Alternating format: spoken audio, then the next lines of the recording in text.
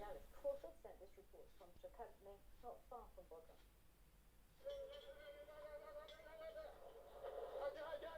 Firefighters from Istanbul have arrived just in the nick of time. But they are vastly outnumbered by the villagers of Shirkantni, who are desperately trying to halt the flames lapping at their back gardens. Everyone who can is helping in the effort. Many are terrified. But this is about saving their homes and all their possessions, and time is not on their side. This is quite an extraordinary local effort. These are just villagers without any training, just the desire to beat back the flames from their homes.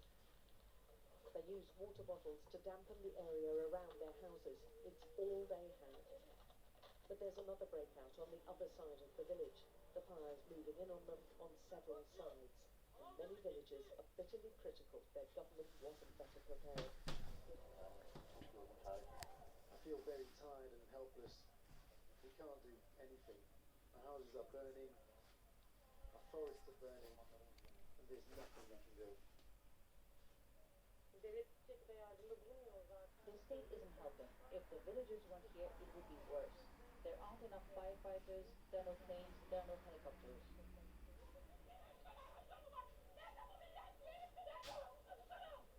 Where are these people, she screamed. There's growing anger. The help isn't coming quickly enough for them. These fires have gone on for nearly a week now.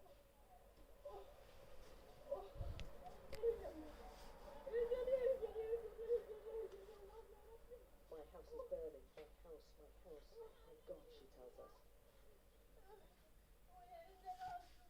Where are they? Where are they? This village is standing in the path of the fire, and they just can't seem to stop its advance. These are the worst fires in at least a decade in Turkey, with the whole of the Mediterranean suffering higher than normal temperatures. The fire is completely outrunning firefighters. It's taking engulfed this house and taking over and about to burn tractors and outpacing firefighters at a rate of knots, and they just can't keep pace with it. We saw one farmer desperately throwing buckets of water around, not nearly enough to staunch this angry fire. A Russian helicopter was helping out, trying to douse the flames, part of the international help offered after the Turkish leader admitted his air fleet was not adequate.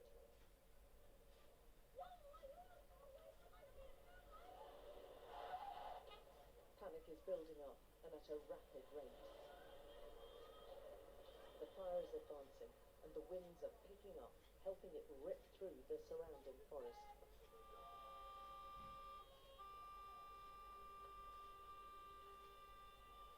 As the firefighters decide to pull out, they warn everyone to do the same. Their plan is to return with reinforcements, but right now the fire is too strong, and people are scrambling to get to safety. This is what they're up against, because this has happened within the last 20 minutes.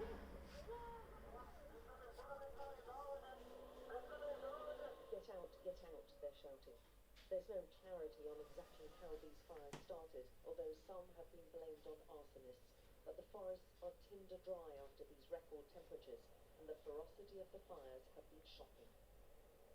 Look at that sheet of flames, and that has happened within minutes, and now it's coming from both sides, and it's moving this way. Wow, that is wow. Turkey has already been suffering badly economically because of coronavirus and the fall in tourism. These fires will deliver yet another cruel punch, and they're not over yet. Alex Crawford, Sky News in southern Turkey.